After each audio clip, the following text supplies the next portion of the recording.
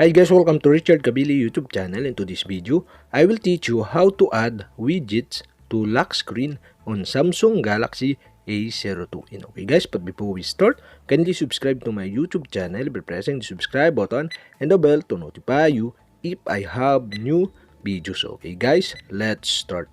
So okay guys, all you have to do is go to setting in your Samsung Galaxy A02.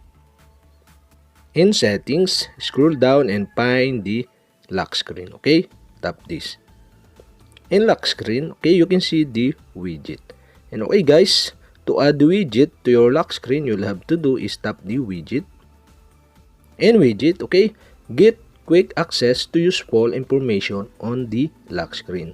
And okay guys, below there are options here. Okay, you can add this option to your lock screen.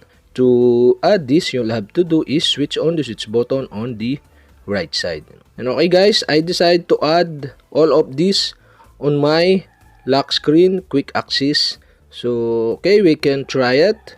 You'll have to do is press and hold the clock on your lock screen. And okay guys, okay, we can try it.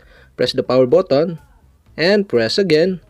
Then you can see the clock on lock screen, and you'll have to do is press and hold on clock, then release it to see the widgets. And okay guys, okay, that's it.